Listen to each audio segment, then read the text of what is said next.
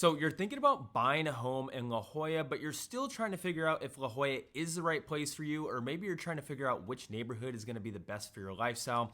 Well, that's exactly what we're going to do in this video, is walk you around on the maps and literally break down everything you're going to want to know if you are considering living in La Jolla. We've helped dozens of families relocate here, and La Jolla is one of those areas that we get a ton of questions on. People want to live here, all for a lot of great reasons that we're going to cover in this video, along with a few that, might not be the best. So I want to lay it all out there for you guys.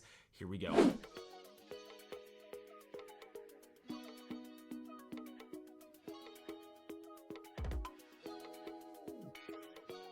By the way, my name is Nick, and you guys are reaching out all the time, and we love helping you guys out. So if you're thinking about making a move in or around San Diego, just shoot us a text, shoot us an email, or just straight up give us a call so we can help you save a ton of time and just help you make a smooth move to possibly La Jolla. Now, as I mentioned, La Jolla seems to be one of the more popular destinations when people are moving here, whether it's for a second home, a vacation home, or maybe you're just looking to have your next chapter be in La Jolla and just live that La Jolla lifestyle.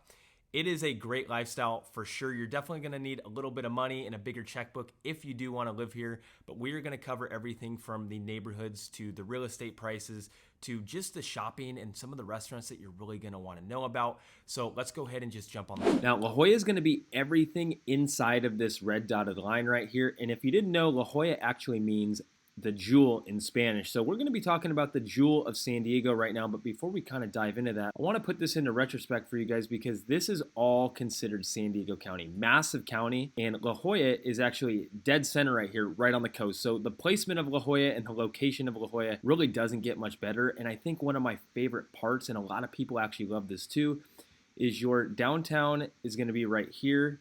And then you have the San Diego International Airport, which is going to be right here. So if this is going to be a second home for you, or maybe you travel a lot for work, or you got to go back to another house, whatever it is, look at that. This drive is only going to be about 15 minutes to the airport. So proximity to the airport and other things, it just doesn't get much better. And I also want to talk a little bit about that too, because not only is La Jolla amazing, but everything around it is amazing as well. Just to the east right here, you're going to have University City. To the south, you're now going to be in Pacific Beach. You can go check out Mission Bay right here, which is always a good time for water sports. If you go north, you're now going to be in Del Mar. Then you're going to go up to Solana Beach. And then Carmel Valley is going to be just northeast of that as well. So you're surrounded by some really, really awesome areas, good locations. If you get tired of La Jolla, you can always go bounce out and go check out some of these other areas.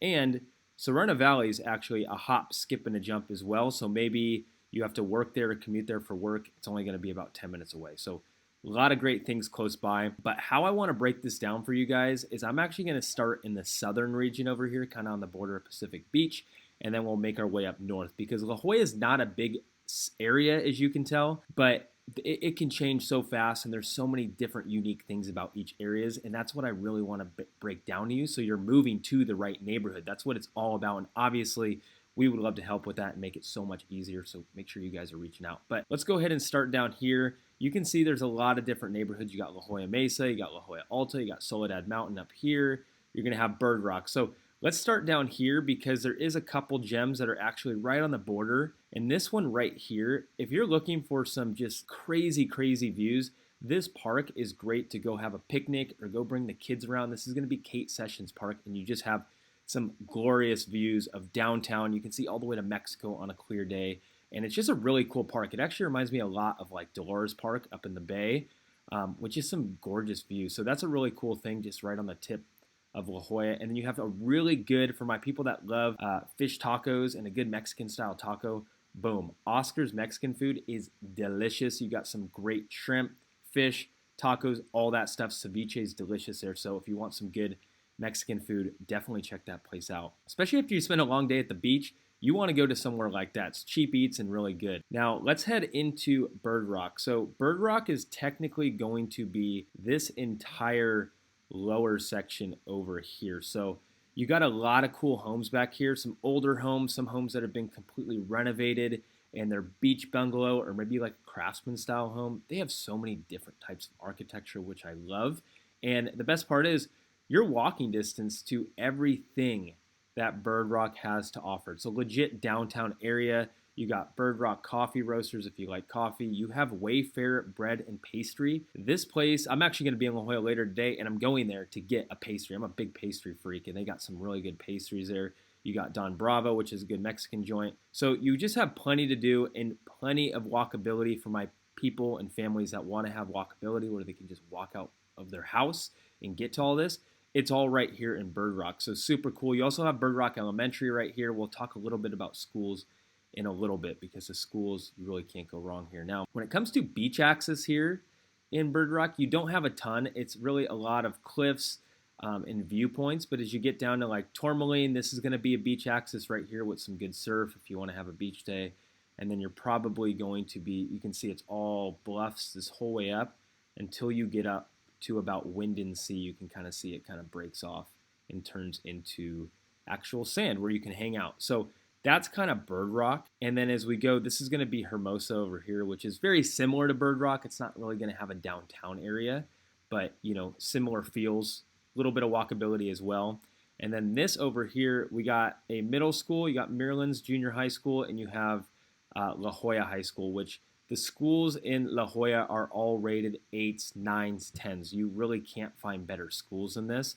So if you got kids that are looking for a good education, definitely look on websites like greatschools.org because you're going to have a lot of great options on there once you start cruising around. If you're looking for an area with just views, or you want more of an estate feel and you want a pool, a garden, whatever you want, Maryland's is going to be great. Now, this is going to be a neighborhood where you really don't have many sidewalks. You kind of do in some areas, but most of it, you got a lot of windy roads.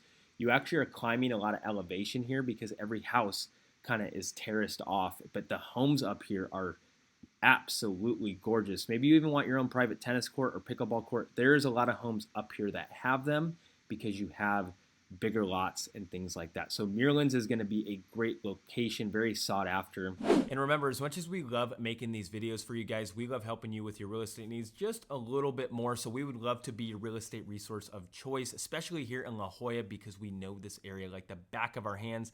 And if you guys are getting any value out of this video, it would mean the world if you hit that like button. And as we make our way east, you're going to be in areas like La Jolla Alta right here, which you have a few gated communities back over here with some really good views facing south. And then you're going to have Soledad Mountain to the east of that. So like its name says, it is a mountain. You are literally climbing up massive hills to get to this location up Nautilus.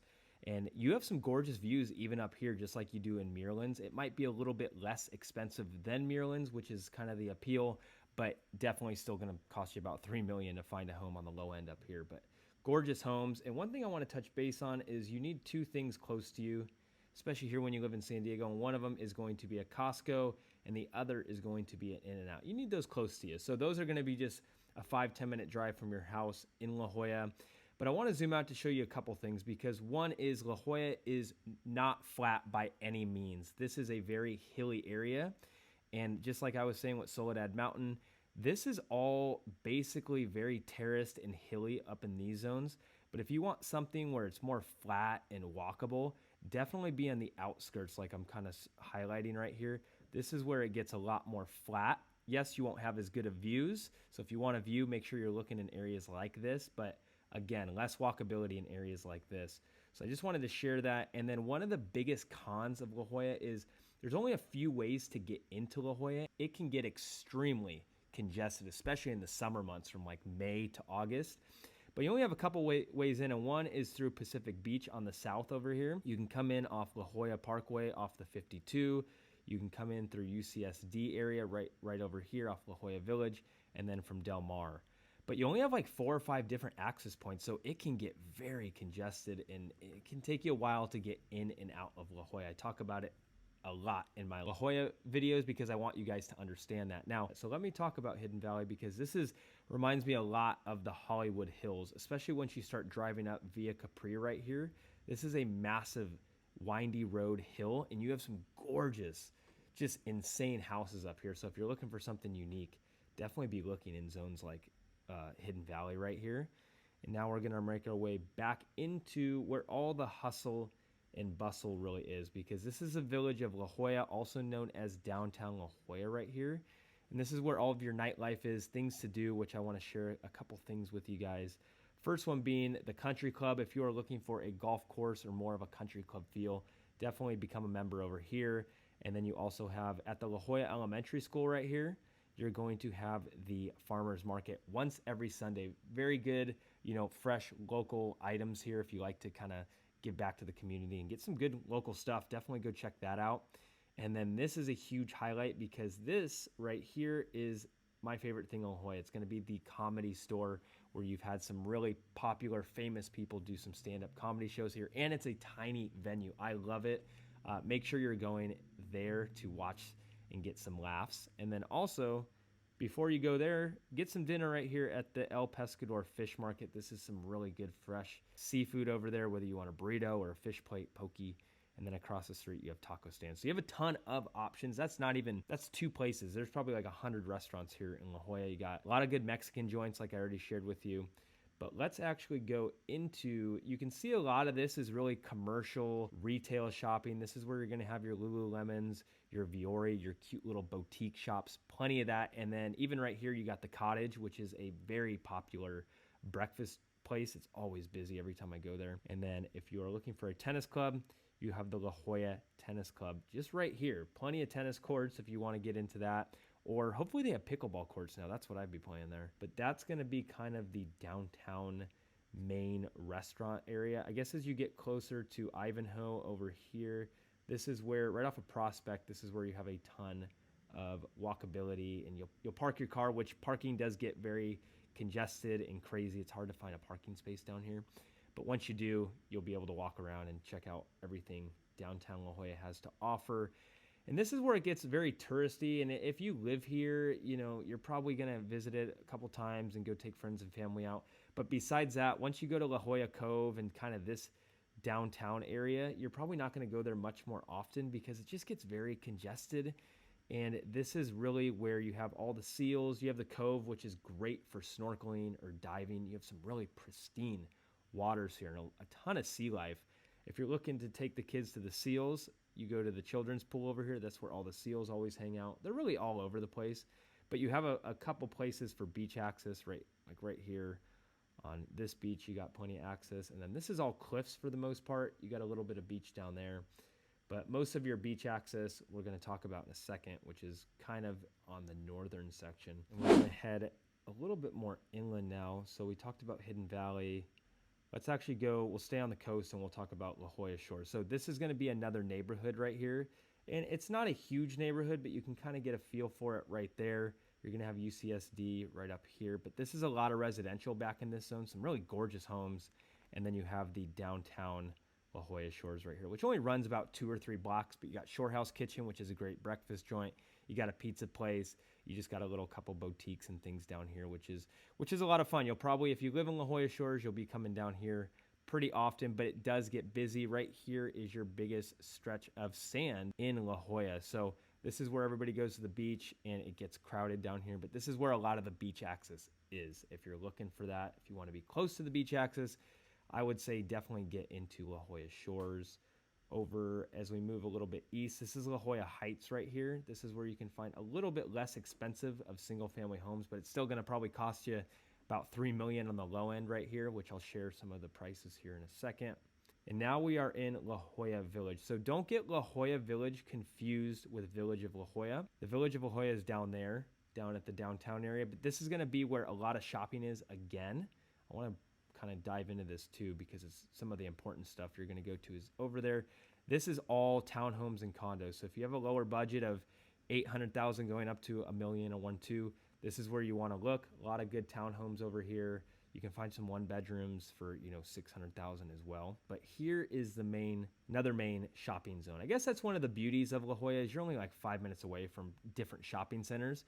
But this is where you have, the Whole Foods is right here, which everybody needs. And then your Trader Joe's is right across the street right here. So this is where you have a ton of stuff going on. You got a Nordstrom Rack. You got a couple eateries if you want to get something quicker. You got a Pete's Coffee, things like that. That's all over here. So you're definitely going to be checking that out pretty often, especially if you love Whole Foods like everybody does. You'll be going there pretty often. And then I want to share this. This is not in La Jolla, but this is across the 5 right here. You have the Westfield UTC mall. Everybody loves this place. You got great restaurants in here, some high-end shopping, outdoor mall that went through a massive renovation about 5 years ago. So a ton of great shopping opportunities over in there. And then right off the 5 right here, you have the big, I forget what kind of church this is, a Mormon church, but it's that big castle looking place. Looks like out of Disneyland or something, but that's right there.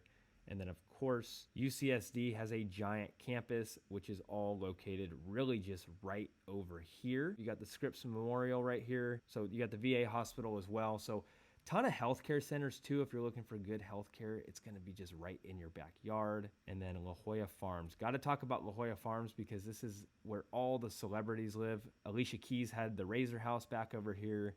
And I mean, you can't get in this neighborhood unless you got at least 8 million on the low end.